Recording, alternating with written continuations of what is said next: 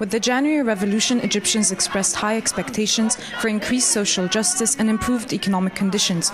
Workers' strikes and sit-ins reflected the extent of these hopes as workers from every field demonstrated for their long-forgotten rights.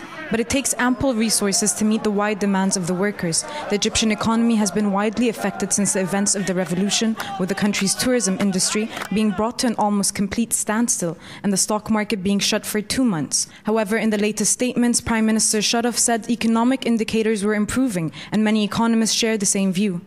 I am very, very optimistic.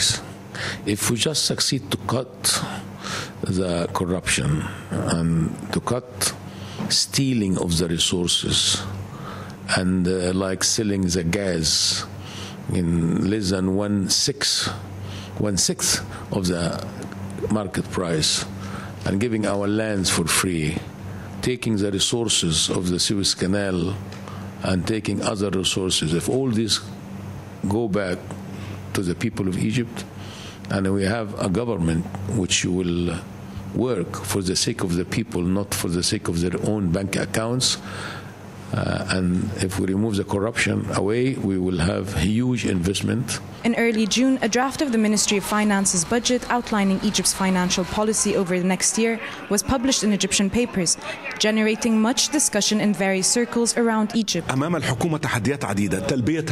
government should meet the public demands. I think the economic situation is not as bleak as some are trying to make it seem. One of the most highlighted aspects of the new budget that the government outlined entailed a significant increase of about $8.75 billion in social spending, bringing up the sum to $48 billion a year, with a 14% increase in education and 19% in health services.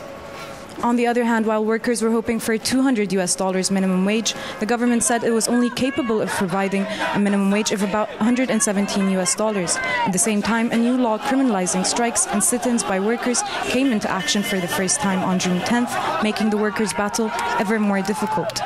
We are protesting after being forced into early retirement. We want our rights.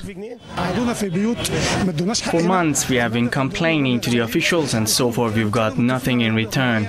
Also published in the draft budget was a new capital gain tax to be applied on large corporations, but the government quickly withdrew the proposed law from the final budget presented to the Egyptian cabinet in response to investors' worries.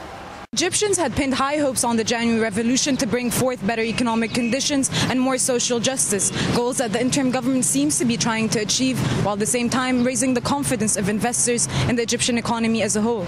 May Kamel, Press TV, Cairo.